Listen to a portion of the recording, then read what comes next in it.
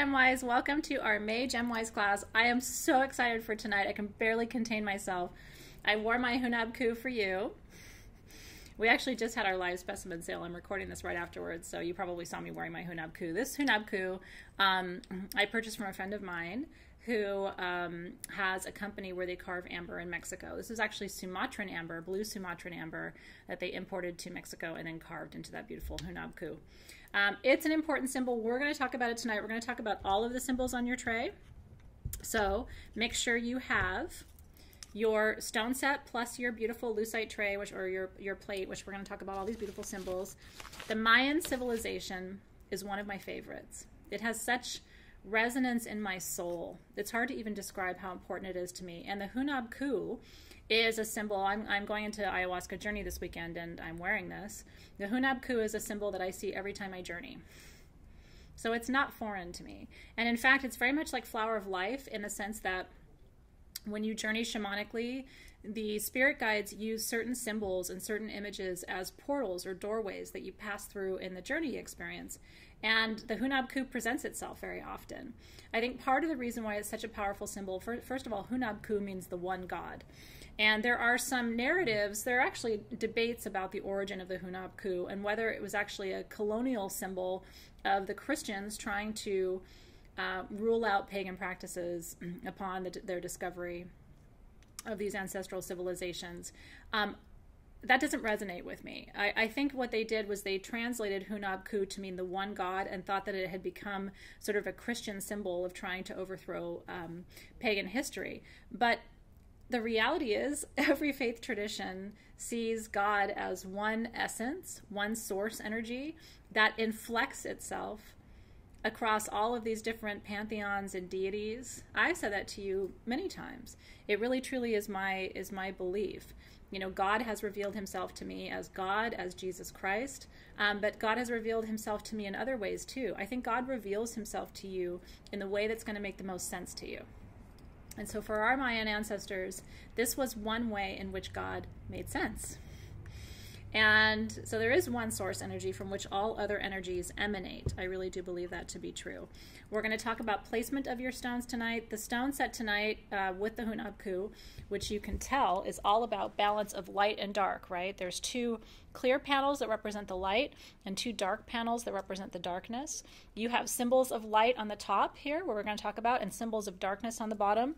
And then what you're meant to do is take your kyanite blade and sit it right across the center as a balancing tool.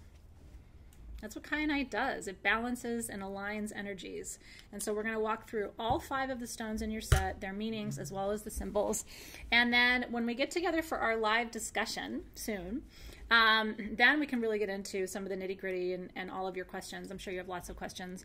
And I also would love to know what your spiritual experiences have been with the Hunab Ku. Is it a symbol that you've seen before? If so, what have your experiences been? If you're new to it, you know, what comes up for you when you see it? Shaman call the Hunab Ku the galactic butterfly. And when I have seen her, it's a very feminine energy to me, but when I have seen it in ayahuasca journey, she moves, and it's like the tendrils or the tentacles on the end open and close. It's amazing how journey work brings these ancient symbols and traditions and practices to life. So we're going to talk about all of that tonight. Are you ready to have some fun with me tonight? I hope you are. Okay, so let's start out by talking about the symbols, then we'll dig into the stones. And so the Hunab Ku, found in Mayan ruins, as I said, the origin is debated. Hunab Ku literally means the one God. And it's a balance between opposing forces in the universe. But the message of the Hunab Ku is this. Opposing doesn't necessarily mean conflict. You know, the universe is a universe of contrast. Think of the Hermetic principle of polarity, right? Everything has an opposite. That doesn't mean that the opposite of everything tries to destroy the other half of it. Quite the opposite, pun intended. The idea of polarity in our universe is the idea of balance, that for all of the evil there is also all of the good and the beauty, that for all of the sadness there is also all of the joy. And in the great reconciliation of our universe, which is what I think the Hunab Ku really represents, all of those opposing forces become reconciled. And I want you to think tonight for yourself, where in your life could you really benefit from the reconciliation of opposing forces? Maybe it's in your relationship with your partner. Maybe it's in your relationship with your children. Maybe it's in your relationship with your parents. Maybe it's professionally, right? Maybe you feel pulled between two different careers, and so you think about what reconciliation would look like. How would you come closer to some meaning in your life that would be coherent and integrated? Because the goal of everything, that's the whole Hermetic principle of duality too, right? The goal of everything is to find that center point, if you think about it. I even think about it in terms of like health and weight loss, right? Like I have gotten to a point in my physical body where I don't have to work too hard to maintain the weight that I'm at. And that's because my body is happy here. It's sort of a set point. And so I don't have to do too much to stay where I am. If I wanted to lose more weight, I would have to balance an opposing force. I would have to eat less or exercise more. But if I just want to stay here, I can kind of do whatever I want. And so that's what you're looking for in the universe, getting to that place of flow where you don't have to work too hard to maintain what you have. That's how you know you've gotten to a place of balance and alignment. So we're talking about that tonight, not so much in that context, but it's kind of an easy example. I think a lot of you kind of know what that is, when you get to a point where you don't have to work so hard to maintain what you want to keep. And so let's start at the beginning of our plate. And we're going to talk about each of the symbols one by one. So starting here in the upper left-hand corner, you have eagle. And we have included eagle on your plate because eagle is a representation of focus, also clear sight, the ability to see from elevation. Eagle doesn't miss any of the details because eagle rises above and flies so high above a situation or a dynamic that it's able to see clearly. Mental acuity, sharp awareness, foresight, judgment, all of these are the gifts of eagle. Eagle brings detail into clarity. Okay, eagle allows you to see things with deep clarity. So this is the light half, okay? And the stone that we've chosen to go along with your eagle is howlite. Because howlite does that. Howlite is about clarity. Howlite's also about self-care and nurturing relationships and expanding your circle, but it's also about clarity. And then in the upper right-hand corner of your plate, you have Tonatiuh, who's the Mayan god who sits at the center of the Mayan calendar. He's associated with the sun, again, energy of the light. And so we're putting our green apophyllite point over him. And he represents not just the sun, but also direct energy and decisive action. And so this is a stone of clarity and healing, and so you can take decisive action to improve your health. And then on the bottom of your plate, down here, we are going to him next. This is Yum-Kax, K-A-A-X, who is the Mayan god of maize and wildlife. And his job is to bring what is in the darkness out into the light. And so we have chosen the snowflake obsidian as his representation. And then the last symbol is the Kaban, which is considered to be an earth keeper, an earth god. And this is a representation of the connection of all life. And so we have put the spinel there to represent that. So placing all of your stones, it'll be hard for me to place it without spilling them, but I'll show you roughly what it looks like. Would look like this. Howlite and apophyllite on the top for the light, your kyanite down the center to balance them, and then your snowflake obsidian and your spinel to represent the dark on the bottom. Isn't that beautiful? And huge thanks to Team SG.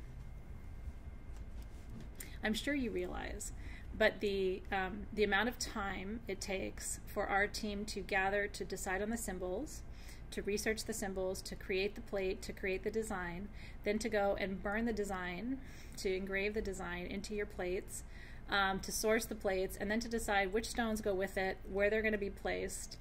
It's dozens of hours of my team's time that go into making these. So there was a question, and I really appreciated the question, like, can we just get the plate? The stones in some ways are sort of your gift with the purchase. There really is no way for us to make these plates including all the design time that go into them and the stones that you get for less than the $19, especially because you're able to use your discount, so it's more like $17. But I know most of you understand all the work that goes into it, but I wanted to explain to you the value of the kit and also why it's really hard for us to just produce plates, because in some ways the plates are worth the $19 and the stones are sort of a gift.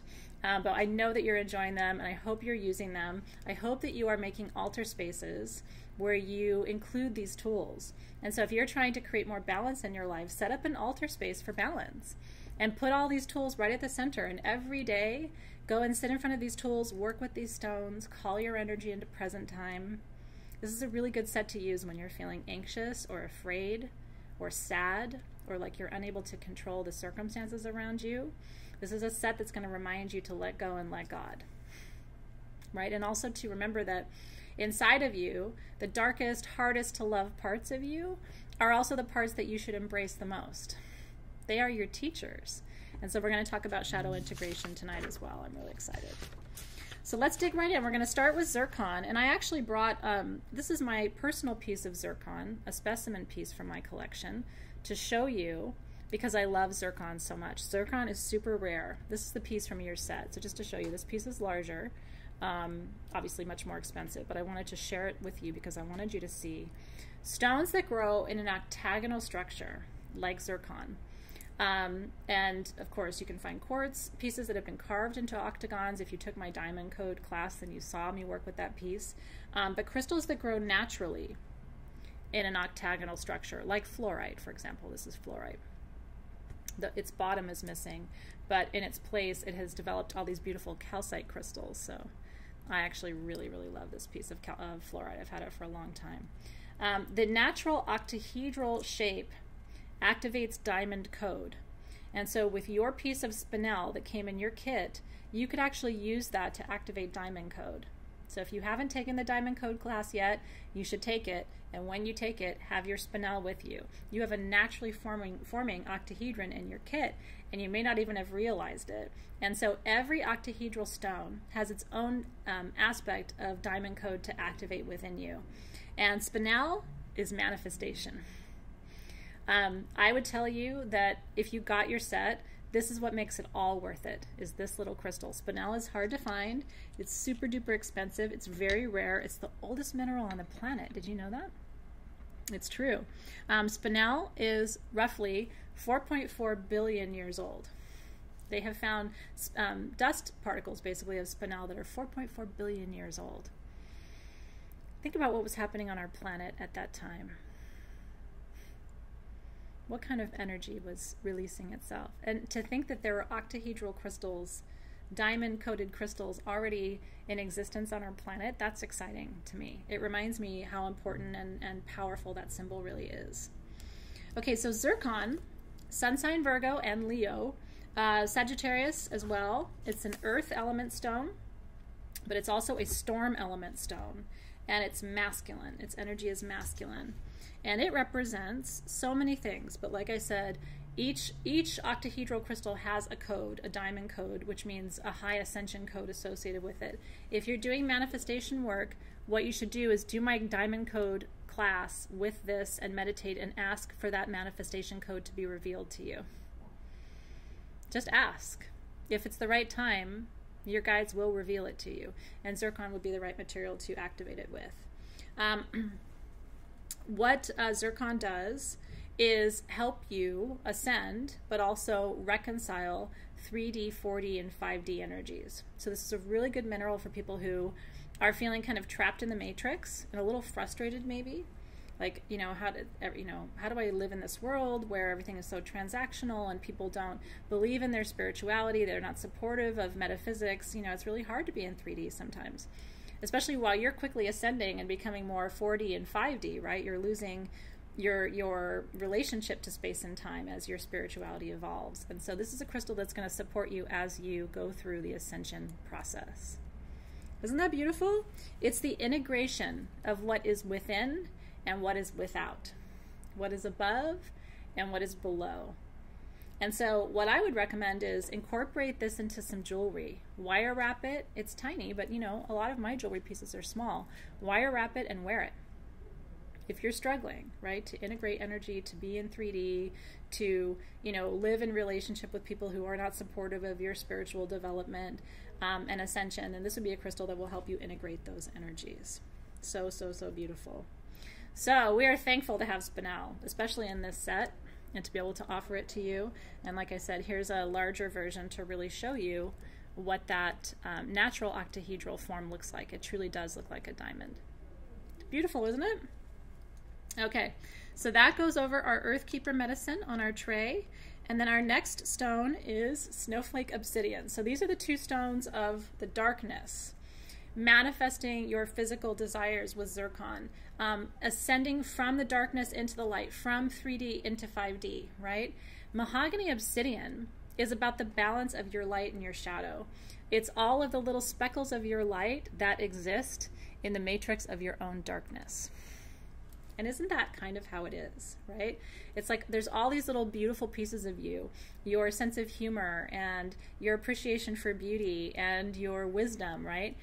But sometimes they are nestled in the matrix of your sorrow or your sadness or your anger or your frustration, your humanity, right? And the real work of life is to accept yourself as both.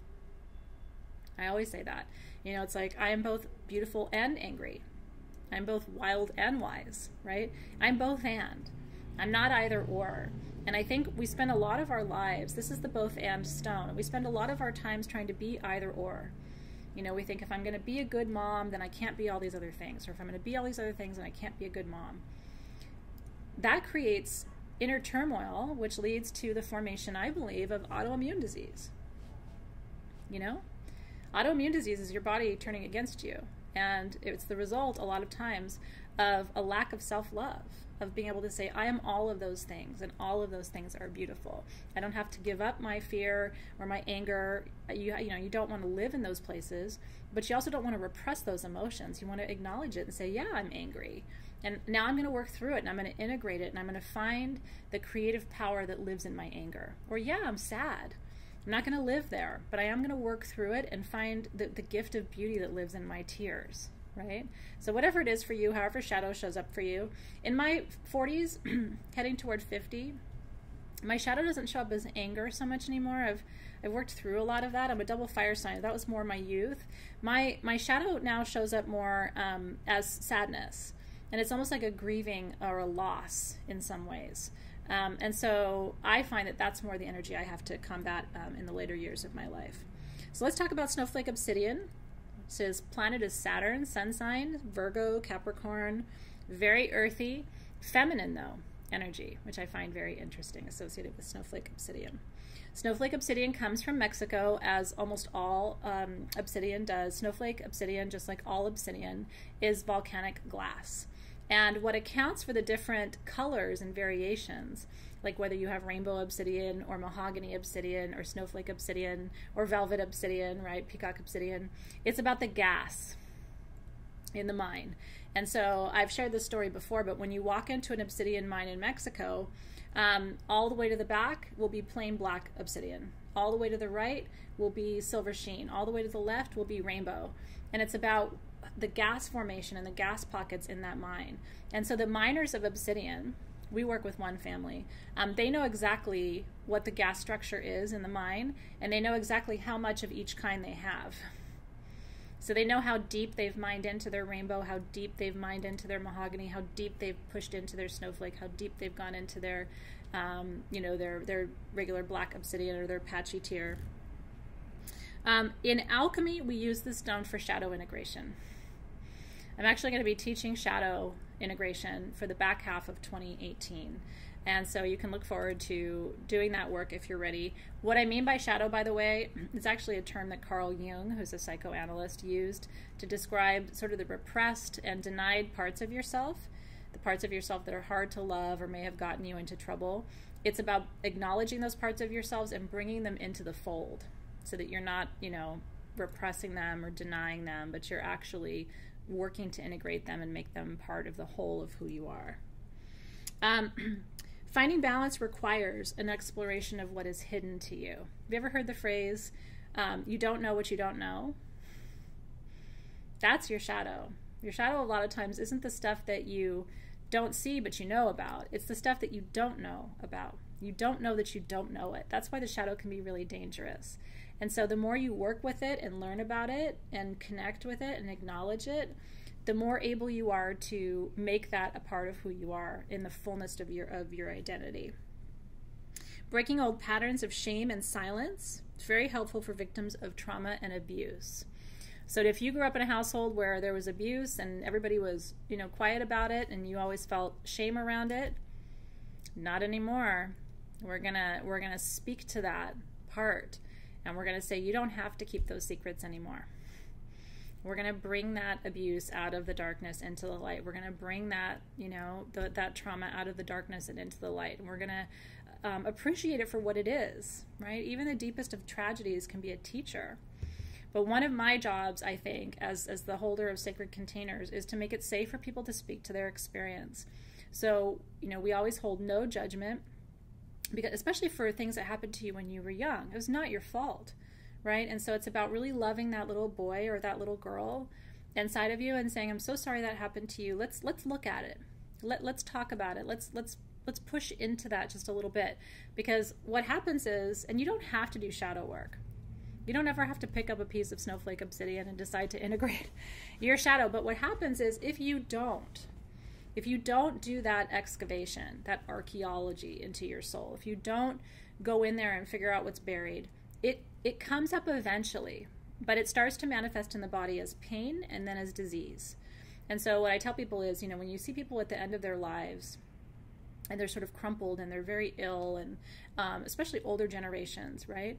The newer generations are doing their soul work and they're excavating and they're showing up to the work, but a lot of older generations didn't. And you see those people kind of crumpled in the later years of their life, and it's because all the stuff they repressed didn't really go anywhere. Do you know what I mean? Like, it's there. It just translated into hardness of disease and illness and things that you don't want. So do the work now. Woo! Beautiful root and earth star chakra stone too. Now let's go right to that center of that galactic butterfly and work with beautiful blue kyanite. Planet is Jupiter, sun sign Taurus, Libra, Aries, and Pisces. Element is storm, and it's feminine. I just love it.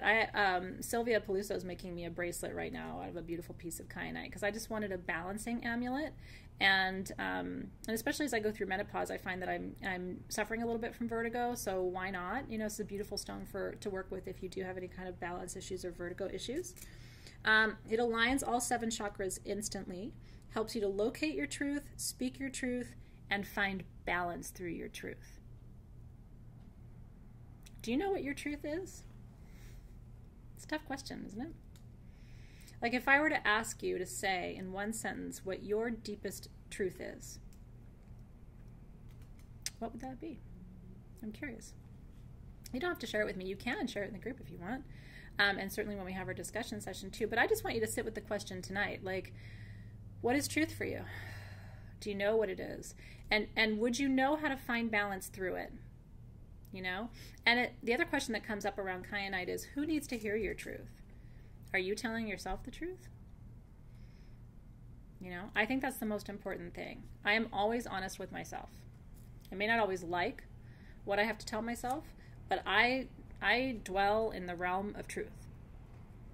I tell other people the truth. I tell myself the truth. Right? Show up to the truth in your life. It's a powerful medicine. This is considered to be a compass for Earth's magnetic force. What an interesting concept, isn't it? Universal bridge to cosmic energies, a master conductor of resonance and harmony. This is the stone of the middle path. Media in Latin means middle. Did you know that? And that's where media, our name for television, media, comes from. The media, forgive me, I didn't realize my phone was on. Let me shut my ringer off. The media are supposed to give us a balanced view of politics and news. I'm not saying they do, but that is the Latin origin of the word for media. And so this is stone media. This is the middle path from the Gem and Mineral Kingdom, and it's one of my favorite stones. You can wear kyanite. It is strong enough to wear in jewelry. Like I said, I would just take your piece that came with your set and wire wrap it. It would make a beautiful, sexy, kind of long necklace to wear. I have a friend actually who was making headpieces for a while using kyanite, and I thought it was really, really beautiful too. There's all kinds of things you can do with it. I've dreamed of having an arm cuff made out of it because I thought that would be really cool to wear an arm cuff like that. To me, it's just a beautiful stone, but because it has all those balancing properties, I think empaths really need that. Because there are times where we feel so spiritually connected and plugged in, right? Like, okay, I've got it, and I feel so connected, and then we go out in the world, and it's like, you know, then we get pulled to this other sort of muggle direction, and then we feel like, oh, I'm so disconnected. And so a lot of empaths spend their life kind of bouncing back and forth between feeling like we've got it all figured out and we have nothing figured out. The middle path. If you need balance, this is the number one, and in many ways the only stone to go to. And so this is in your set. Putting it back right in that middle place on our beautiful grid as well. And then the next stone is green apophyllite.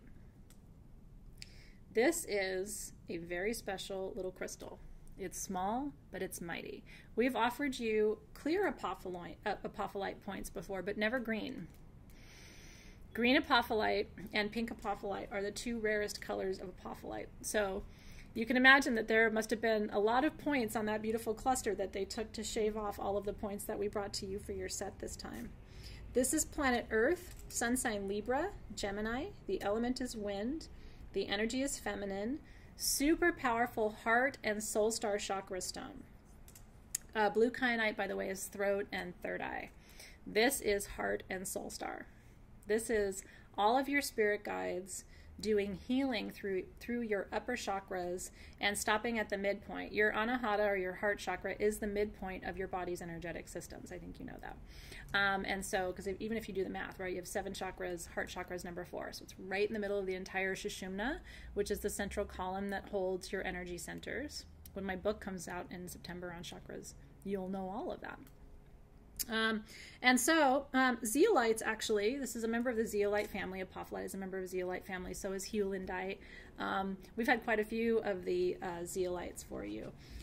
The zeolite family was discovered in 19th century India, so it's actually not an old stone, at least in terms of being in our awareness in the gem and mineral community. It's the master healer of the zeolite family, and it helps you access the healing records in the Akash. The Akash, or the Akashic records, are the universal spirit records of everything that has ever happened or will ever happen in our universe. Let me say that again in case you've never heard that before. The Akash, or the Akashic records, A-K-A-S-H-I-C, the Akashic records are a universal spirit record of everything that has ever happened in our universe, from the beginning of our universe to the end times. It's already written. And so you can, in meditation, access the Akash. There are healing records. You can actually go into the Akash in meditation and ask to see the healing record of your life. And you can look at your past medical issues and challenges. You can look at your present medical issues and challenges, and you can look at your future medical issues and challenges and address them now. Go into 5D, where there isn't space and time. Figure out what's ahead of you on your health journey. Ask to be recoded to overcome those health challenges, and then come back into 3D and manifest it. Doesn't sound too hard, does it? And yet it has to be a very intentional process. I will tell you, my health has never been better. I have never felt stronger, or, in my physical body, I've never felt more beautiful. And all I'm doing is working outside of 3D to magnify and to optimize my physical health and well-being. And then I'm recoding myself and bringing those codes into 3D. So that's why I'm teaching you about light codes and diamond code. They're optional classes, but they're really important if you're trying to do the same work. And what's really fun for me is when people say, I see the difference in you. I see how radiant you are. I see how happy you are. I see how healthy you are. Like, you can't hide that from people. And then they want to know, what's your secret? And my secret is I work with crystals. And I work with essential oils, and I meditate, and I journey, and I work with shaman and healers and teachers, and I take online classes just like you. And I'm constantly trying to figure out what's next, right? How can I learn about what's ahead or what was behind me, and integrate that wisdom and do my shadow work and become a fully integrated person? I'm doing all of that work. And it doesn't mean I'm perfect. I'm a work in progress, just like you. But I am taking conscious steps toward my own health and healing and integration of all of the energies in my field. And so I encourage you to do the same. I think you're here because you believe. And it's a crystal like this, even though it's teeny, that holds all of that potential for you. When it comes to crystals being used medicinally, right, for very specific purposes, it's less about the size and it's more about the energy. And so this is all you need right here to go in. And we can even do, if you like, when we have our live discussion session, if you want to do a brief Akashic meditation, I'd be really open to that. So just give me feedback in the group once you watch this class. And if you want to use your green apophyllite point in our discussion to do an Akashic meditation to access the medical Akash, I'd be more than happy to take you in and do that. I just want to make sure everybody wants to do that. Okay. As you use this to access the healing Akash, what you're going to do is push past your ego. This is a stone of pushing past the ego. Because what happens when you look at your health from an ego perspective, right? You start saying things like, well, maybe I can't, maybe I can never, you have an incurable disease, right? Maybe I can't ever be cured. Or you say, oh, that's too hard. I can't make those changes. Or I'm not going to be able to stick to it or commit to it. Or, oh, it worked for her, but it wouldn't work for me. That's all the voice of the ego. So what a crystal like this does is sort of silence the ego for a second and help you understand what lessons your body is teaching you right now. That's the question. What lessons is your physical body teaching you right now? Like, I've had this nagging back pain. I'm feeling fantastic in my life. The only thing that's going on is a little bit of back pain. And I think it's because of how I'm sleeping in my bed. But I'm still going into the Akash to figure out, is there anything else I need to look at, right? Any kind of arthritis or anything else that I need to examine and understand. And I've seen things. And so now I'm recoding to address those issues and challenges. And some of it is from my maternal line. And so through our rituals, through our Mayan ritual we just did, and coming up next month with the Chinese full moon ritual, that's what I'm going in and doing. I'm pushing past my ego, which would say, oh, it's just my bed, or oh, it's just this, or oh, it's just that. I'm pushing past the voice of my ego to access the Akash and say, is there something else at work here? And how do I address it on an energetic level? That's much, I might change my bed too. But when you do both, you're almost guaranteeing yourself a better outcome. When you just listen to the voice of the ego and go, oh, I'll just get a new mattress or whatever. A lot of times, pain in your body is data. And it's usually signaling an energetic problem that has now manifested in a physical form. Does that make sense? So this is a crystal you can use for all of that. It brings inner peace through wisdom and physical healing through discernment. There's another one. I would take your spinel and your, look how beautifully they nest together actually, and your apophyllite, and I would wrap those together. And I would wear that. I might actually wrap mine together. Mine nest perfectly. Maybe yours do too. And then we could have these beautiful little Akashic necklaces. Wouldn't that be fun? It could be like our little secret necklace that we all have that is like a symbol that nobody understands. Like a secret club. I don't know. It's kind of a fun idea. Okay, and then last but not least, truly, because this stone gets so overlooked, poor howlite. Howlite gets dyed and sold as blue turquoise, or sometimes you see people, even people in our own community, have sold this as white buffalo turquoise. This is not white buffalo turquoise. I have sold you white buffalo turquoise that I bought direct from the source. This is howlite. Usually when you see stuff like that, it's not with malintention. People just don't know. And even us, we've been sold stones in the past as one thing that turned out to be something else. And, stuff happens. But we're really blessed because we have such a wide staff with so much expertise here, myself and others on my team too, who have a lot of expertise. So we like to think of ourselves as a very trusted source for you. But you will see this. If you go on Etsy and you look up white buffalo turquoise, you'll see people selling howlite as white buffalo turquoise. Just don't buy it. And it's not the same thing. But this stone is special. The planet is Venus, as well as Neptune, sun sign Gemini, Pisces. It is a feminine energy. It's named after Henry Howe, who's a Canadian geologist. He's actually the person who discovered howlite. And so like many stones, think about Coons, right? Being named after George Coons. So a lot of times the people who discover the stones get to name them. This is a stone of self-care, spiritual strength, nourishment, friendship, restful sleep, sweet dreams, and expanding consciousness on our planet, which is what I love about it. So what I like to do is lay down, especially if I've had kind of a stressful day, and place my howlite on my third eye. And what I do is I set the intention to connect to unity consciousness. You might just try doing that now. Just close your eyes, put it on your third eye, and just set the intention that you're going to connect. You're going to expand your consciousness to reach the oneness and connect to the unity. And it's almost like when I do that, the visualization that comes to mind is almost like all the ley lines of the planet get activated. It's like I can feel the energy flow across all of the ley lines, and then all sort of like connecting right here into the stone, allowing me to hold and transmit and receive that energy.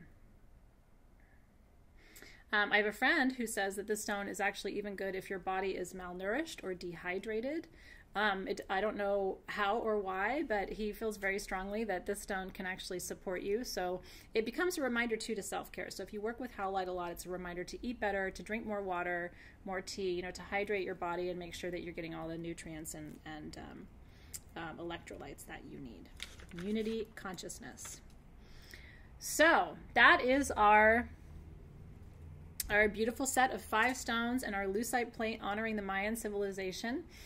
This recorded class is just designed to give you all the basic information. We're going to join each other for a live discussion to dig into all of your questions, perhaps to do that beautiful Akash meditation to understand your healing record, and anything else that you would like to talk about surrounding the Hunab Ku, Mayan mythology. I hope you've enjoyed this very special session of GemWise, and I will look forward to seeing much more of you soon. Take care, everybody.